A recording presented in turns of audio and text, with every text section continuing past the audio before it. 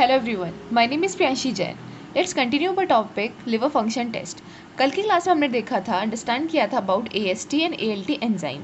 आज हमारी क्लास में स्टार्ट करेंगे AST ALT रेशियो से. So it's normal range of AST ALT ratio is 1 और लेस देन 1. मतलब नॉर्मल रेंज जो होती है वो 1 होती है या 1 से कम होती है. AST ALT ratio is useful for determining the alcoholic liver disease of the patient. इसका मतलब है कि जो अगर किसी पेशेंट को लिवर डिजीज़ है किसकी वजह से, अल्कोहल की वजह से, तो इस अल्कोहलिक लिवर डिजीज़ को पता करने के लिए, डिटरमाइन करने के लिए हम किसको यूज़ में लेते हैं, AST ALT रेशियो को यूज़ में लेते हैं. Next, when the AST ALT ratio is goes up to more than 2 then it shows the condition of alcoholic liver disease. इसका मतलब ये है कि अगर AST ALT रेशियो का लेवल जो है वो 2 से ज़्यादा चला जाता है तो ये लेवल हमें ये बताता है कि उस पेशेंट की जो कंडीशन है वो हो सकती है कि उसको अल्कोहलिक लिवर डिजीज़ हो. Right. Next, value of ratio increase in 2 conditions. जो वैल्यू है रेशियो की वो 2 कंडीशंस में इंक्रीज होगी. First, if the value of AST increase, या तो AST का लेवल इंक्रीज हो, या फिर if the value of ALT decrease, या फिर ALT का लेवल डिक्रीज हो. देखिए, AST ALT रेशियो क्या है, एक रेशियो है, मतलब AST डिवाइडेड बाय ALT. ये जो रेशियो, इस फॉर्मूला में जो ये रेशियो है वो AST के डायरेक्टली प्रोपोर्शनल है. डायरेक्टली प्रोपोर्शनल का मतलब ये है कि जितना ज़्यादा AST बढ़ेगा उतना ज़्यादा रेशियो बढ़ता जाएगा. और ये जो रेशियो है वो इस ALT के इन्वर्सली प्रोपोर्शनल है. इन्वर्सली प्रोपोर्शनल मतलब होता है कि अगर ALT का लेवल जितना ज़्यादा डिक्रीज होगा उतना ज़्यादा ये रेशियो इंक्रीज होगा.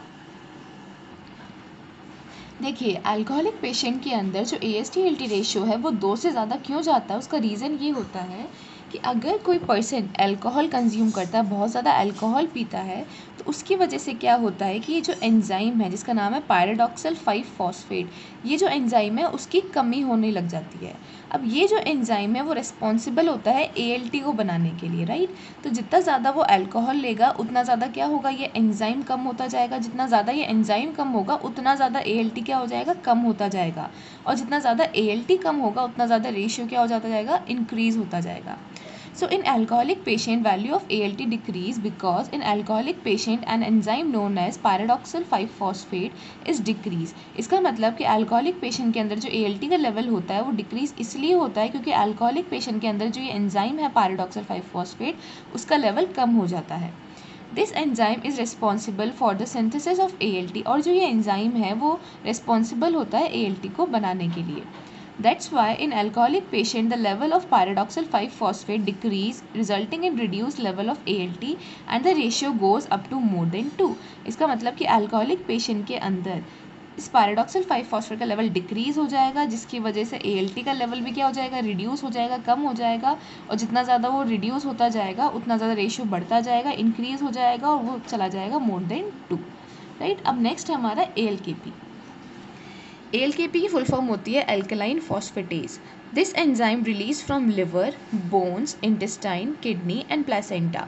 इसका मतलब ये एंजाइम लिवर से तो रिलीज होता ही है लेकिन साथ ही साथ ये बोन से भी रिलीज होता है, इंटेस्टाइन से भी होता है, किडनी से भी होता है, प्लेसेंटा से भी होता है.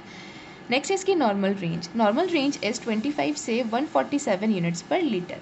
Next, causes of increase level of ALKP. कि क्या कॉजेज हैं कि ब्लड के अंदर या सीरम के अंदर ALKP का लेवल इंक्रीज हो.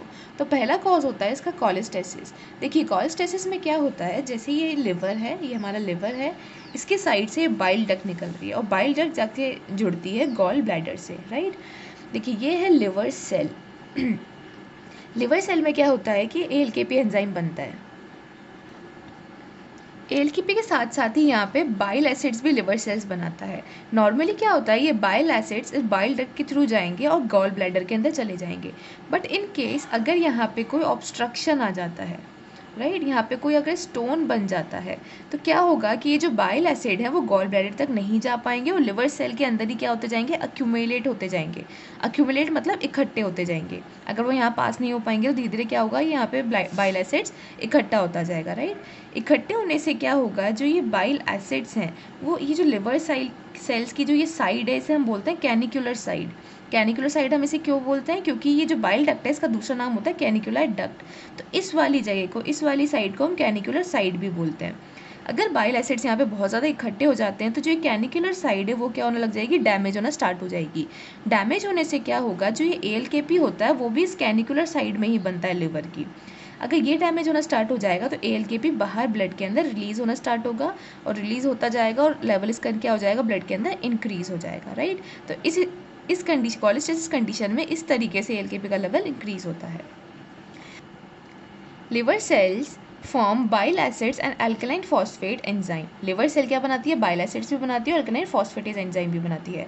Due to some obstruction in bile duct the bile acid can not reach the gall bladder. अगर किसी बाइल डक्ट में अगर कोई ऑब्स्ट्रक्शन है तो ये बाइल एसिड गॉल ब्लैडर तक नहीं पहुंच पाएगा। This bile acid accumulate in liver cell. इसका रिजल्ट क्या होगा, ये बाइल एसिड अक्यूमुलेट मतलब इकट्ठा हो जाएगा इस लिवर सेल के अंदर।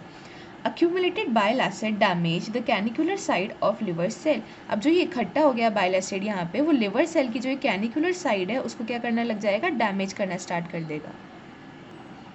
ALKP release into bloodstream and that's how level of ALKP increases in cholestasis। इससे क्या होगा, जो ALKP है वो ब्लड स्ट्रीम में रिलीज होने लगेगा और जो लेवल है ALKP का वो बढ़ जाएगा कॉलेस्टेसिस की कंडीशन में। नेक्स्ट कंडीशन है disease of bones. ALKP is also present in osteoblast cell. इसका मतलब जो ALKP एंजाइम होता है वो हमारे ऑस्टियोब्लास्टिक सेल्स के अंदर भी प्रेजेंट होता है। Due to high osteoblastic activity during active bone growth serum ALKP level increases. इसका मतलब ये ऑस्टियोब्लास्ट जो सेल्स होते हैं वो हमारी बोन ग्रोथ को प्रमोट करते हैं, इनकी वजह से हमारी बोन ग्रोथ होती है, राइट। तो जितनी ज़्यादा बोन ग्रोथ होगी उतने ज़्यादा ये ऑस्टियोब्लास्टिक एक्टिव होंगे, जितने ज़्यादा ये एक्टिव होंगे उतने ज़्यादा ये ALKP लेवल को रिलीज करेंगे, उतना ही लेवल इसका क्या हो जाएगा, इंक्रीज होता जाएगा। Serum ALKP level is higher in childrens than in adults. इसका मतलब ये है कि चिल्ड्रंस के अंदर, देखिए चिल्ड्रंस के अंदर क्या होता है, जो बोन ग्रोथ होती है वो ज़्यादा होती है। जितनी ज़्यादा बोन ग्रोथ होगी उतना ज़्यादा ऑस्टियोब्लास्टिक सेल एक्टिवेट होगा, जितना ज़्यादा ये एक्टिवेट होगा उतना ALKP लेवल इंक्रीज होता जाएगा, राइट। तो चिल्ड्रंस के अंदर जो ALKP लेवल होता है वो ज़्यादा होता है देन इन एडल्ट्स के कंपेयर में। ALKP level also increase in conditions like osteomalacia and rickets. जैसे कोई डिजीज़ होती है ऑस्टोमलेशिया एंड रिकेट्स, उन कंडीशंस में भी ALKP का लेवल इंक्रीज हो जाता है। नेक्स्ट कंडीशन है pregnancy. Serum ALKP level also increase in pregnancy because it release from placenta also. इसका मतलब ALKP का लेवल प्रेगनेंसी के टाइम पे भी इंक्रीज होता है क्योंकि प्लेसेंटा से भी रिलीज होता है। नेक्स्ट एंजाइम है हमारा GGT, गामा ग्लूटामाइल ट्रांसफरेज। इसकी नॉर्मल रेंज होती है 9 से 48 यूनिट्स पर litre. This enzyme present in liver, pancreas, kidney and prostate. इसका मतलब ये एंजाइम लिवर में प्रेजेंट होता है, पैनक्रियाज से में भी प्रेजेंट होता है, किडनी में भी होता है, प्रोस्टेट ग्लैंड में भी प्रेजेंट होता है। Increase level of GGT is seen in cholestasis. Increase level जो होता है GGT का वो कॉलेस्टेसिस में भी नज़र आता है, right. Same reason as for ALKP, और इसका रीज़न भी सेम वही है जो ALKP का था। देखिए ये जो लिवर सेल होता है ना, इसकी जो ये साइड होती है ये होती है कैनिकुलर साइड। इस वाली साइड में ALKP एंजाइम भी बनता है, GGT एंजाइम भी बनता है और GGT के बाद जो हम 5 न्यूक्लियोटाइडेज एंजाइम देखेंगे वो भी बनता है।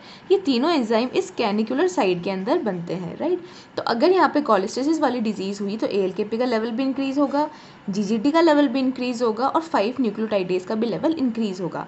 और तीनों के इंक्रीमेंट का जो रीज़न है वो तीनों का सेम है, कॉलेस्टेसिस। नेक्स्ट एंजाइम है हमारा 5 nucleotidase. This enzyme present in liver cell similar to GGT and ALKP। ये एंजाइम भी लिवर सेल के अंदर प्रेजेंट होता है और GGT और ALKP की तरह जहाँ ये प्रेजेंट होते हैं वहीं ये भी प्रेजेंट होता है। इसकी नॉर्मल रेंज होती है 5 से 17 यूनिट्स पर litre. Measurement of 5 nucleotidase is helpful in nucleotidase is helpful in deciding whether ALKP level increase due to liver disease or due to bone disease। देखिए इस लाइन का मतलब ये है कि अगर हमारे पास कोई रिपोर्ट आई, रिपोर्ट में ALKP का लेवल इंक्रीज आ रहा है और 5 न्यूक्लियोटाइडेज का लेवल नॉर्मल आ रहा है, तो इसका मतलब ये होगा कि जो ALKP का लेवल इंक्रीज आ रहा है वो आ रहा है बोन डिजीज़ की वजह से या किसी और डिजीज़ की वजह से। क्योंकि अगर उस पेशेंट को लिवर डिजीज़ होती है, कॉलेस्टेसिस डिजीज़ होती, तो कॉलेस्टेसिस में इसका भी लेवल बढ़ता। तो इसका मतलब क्या है, जो ये 5 न्यूक्लियोटाइडेज एंजाइम होता है ये सिर्फ लिवर सेल से ही रिलीज़ होता है। तो ये स्पेसिफिक होता है लिवर सेल्स के अंदर ये बताने के लिए कि यहाँ पे कोलेस्टेसिस डिजीज़ है, क्योंकि जीजीटी एंजाइम भी लिवर, पेनक्रियास, किडनी और प्रोस्टेट इन बाकी सारे ऑर्गन से भी रिलीज़ हो रहा है। ऐसे ही सिमिलर हमारा जो ALKP हमने पढ़ा था वो भी काफ़ी सारे ऑर्गन जैसे बोन्स, इंटेस्टाइन, किडनी, प्लेसेंटा इन सबसे रिलीज़ हो रहा था। लेकिन जो ये 5 न्यूक्लियोटाइड है ये सिर्फ लिवर से ही रिलीज़ होता है, राइट। देखिए यहाँ पे मैंने एक रिपोर्ट बनाई है, ये केस 1 है। AST का लेवल जो है रिपोर्ट में आ रहा है नॉर्मल, ALT का जो लेवल है वो आ रहा है नॉर्मल, ALKP का आ रहा है इंक्रीज, GGT का भी इंक्रीज आ रहा है और 5 न्यूक्लियोटाइडेज का भी इंक्रीज आ रहा है। अभी तक हमने ये देखा कि तीनों एंजाइम्स के जो लेवल हैं वो कौन सी डिजीज़ में बढ़ते हैं, कोलेस्टेसिस में बढ़ते हैं, राइट। तो अगर AST और ALT का लेवल नॉर्मल आता है, इन तीनों का इंक्रीज आता है, तो हम उस पेशेंट को ये बता सकते हैं कि इस पेशेंट को कोलेस्टेसिस है, क्योंकि जो AST और ALT लेवल ये जो एंजाइम्स होते हैं वो लिवर सेल्स के मिडल पार्ट में बनते हैं, सिंथेसाइज होते हैं, और ये वाले जो एंजाइम्स होते हैं वो कैनिकुलर साइड में बनते हैं। इसलिए इन तीनों का लेवल जो इंक्रीज आता है कोलेस्टेसिस में, और ये दोनों नॉर्मल आते हैं ज़्यादातर केसेस के अंदर। अब नेक्स्ट रिपोर्ट है, AST का लेवल नॉर्मल आ रहा है, ALT का लेवल नॉर्मल आ रहा है, ALKP का लेवल इंक्रीज आ रहा है, GGT का नॉर्मल आ रहा है और 5 न्यूक्लियोटाइडेज का नॉर्मल आ रहा है। देखिए यहाँ तक हमने देखा तो ये दोनों चीज़ नॉर्मल आ रही थी, जैसे ALKP का लेवल हमने देखा तो ये इंक्रीज आ रहा है, तो हमारा ध्यान गया कि हो सकता है इस पेशेंट को कोलेस्टेसिस हो, लेकिन हम उसको कंफर्म करेंगे ये देख कर कि GGT का और 5 न्यूक्लियोटाइडेज का लेवल क्या आ रहा है। अगर इन दोनों का लेवल नॉर्मल आता है, इसका मतलब जो ALKP बढ़ा है वो किसी बोन डिजीज़, प्रेगनेंसी या किसी और डिजीज़ से बढ़ा है। अगर इन दोनों का भी साथ ही साथ लेवल इंक्रीज आता तभी हम बताते हैं कि इसको कोलेस्टेसिस है। तो इस कंडीशन के अंदर हम डायग्नोसिस ये बताएंगे, the patient may be suffer from bone disease, pregnancy etcetera. So this is all about this topic. अगर आपको इस टॉपिक में कोई भी डाउट है तो उसको आप कमेंट सेक्शन में मेंशन करिए, I will happy to answer. अब नेक्स्ट क्लास में हम देखेंगे test for biosynthetic function. Thank you so much for watching.